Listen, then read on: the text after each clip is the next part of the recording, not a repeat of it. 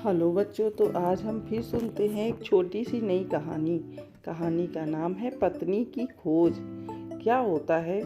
एक बार एक स्त्री अपने पोस्ता के खेत में खड़ी थी कि वहां एक जादूगरनी आ निकली। उसने उस स्त्री को जादू से पोस्ता का फूल बना दिया, परंतु साथ ही उसे सायंकाल को पुनः स्त्री का रूप लेकर अपने घर रात व्यतीत करने का वरदान भी दे दिया। एक दिन प्रातःकाल खेत में जाकर पुनः पोस्ता का फूल बनने से पहले वह स्त्री अपने पति से बोली, यदि तुम मुझे खेत में पहचान लो तो जादूगरनी के जादू का प्रभाव जाता रहेगा तथा मुझे फिर कभी पोस्ता का फूल नहीं बनना पड़ेगा।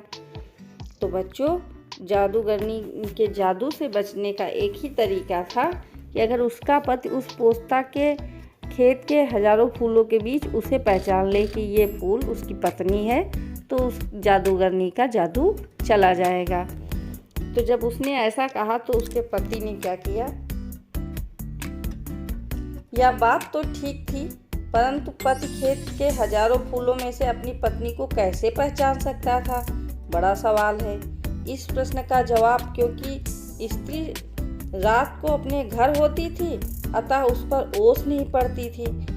वही एक अकेला फूल था जो कि ओस के कारण नीला नहीं होता था। तो पति ने इस तरीके से अपनी पत्नी को पोस्ता के खेत में जाकर पहचाना। पति ने ध्यानपूर्वक सब फूलों को हाथ लगाकर देखा और अपनी पत्नी को पहचान लिया।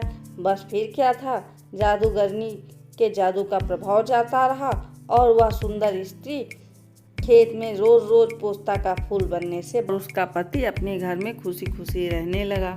तो बच्चों, हमें कभी भी हार नहीं माननी चाहिए और हमेशा अच्छे के लिए, अपने बेहतरी के लिए प्रयास करते रहना चाहिए। तो आज की कहानी यहीं समाप्त। फिर मिलेंगे एक नई छोटी सी कहानी के साथ। Bye bye.